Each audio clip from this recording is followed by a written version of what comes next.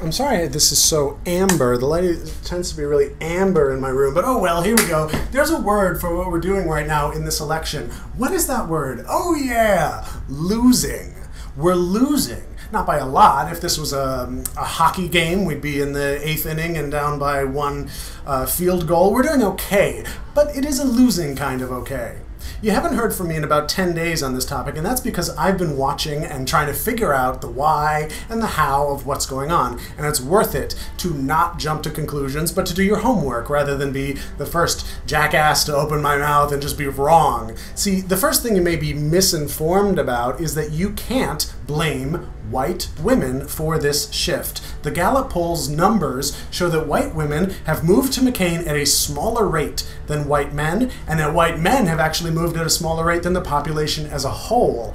That means that McCain's greatest shift, percentage-wise, came from minorities, who are still very pro-Obama, but a little bit less. Also, things were like this in the polls, and McCain went up by a lot more than Obama went down. So it wasn't so much people changing sides. It was more that his gain came more from people who were undecided in August. Many of those people live in Republican states, and that's kind of a silver lining, because in this unfair electoral college, that means that that's not going to help him win and become president.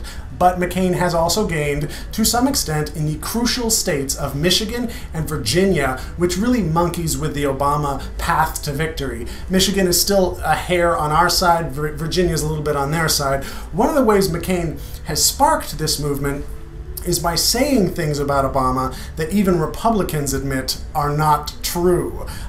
Teaching sex ed to kindergartners and other salacious libel that any self-respecting television station should refuse to air on the grounds of complete dishonesty. A lot of people are pissed on our side that Obama's not fighting fire with fire. I abstain from that debate. I don't want to express an opinion on that, and that is because, great leaders command attention and respect in many different creative ways. The only thing I'm sure of is that Obama has not been doing that. He's not been commanding attention since his big speech, and that is the problem that he has to solve. His campaign has grown weaker as the other campaign has grown stronger. Meanwhile, also messing with the Obama message is that George Bush is so completely off the radar that it's easy to forget that he's president of the United States right now. He's president now. So when Obama compares McCain to Bush, it resonates less because, well, Bush doesn't seem as important when we don't have to look at him or listen to him. All right. Meanwhile, a lot of people have noticed that Hillary hasn't stood up to Palin, and that absence is conspicuous. That is too bad. But remember that part about white women showing less movement over to McCain? This is where following the numbers really counts. No, not Hillary, but Bill. Bill Clinton is the best positioned person to take Palin down, in my opinion, and that's because they are equally matched on charisma. The two of them beat everyone else right now in terms of just, charm. But Bill's sheer knowledge, when he's in the zone, his ability to just go off on anything is awesome, in the Old Testament use of the word awesome. And the contrast between those two people on ability would be just night and day. That's the comparison I want people to be forced to make. That's my recommendation. So, that's where things stand right now. This is what losing feels like. There's a good chance we can turn it around, but if it doesn't hurt a little bit to confront the fact that we are losing, then you may have issues with personal honesty or denial, and that's really not healthy. Reality is important. Scene.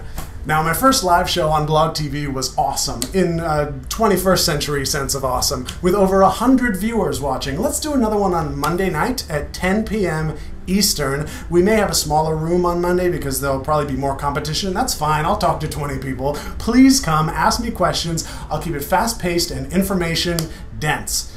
And thanks for putting me over 2,000 subscribers last week. That was incredible.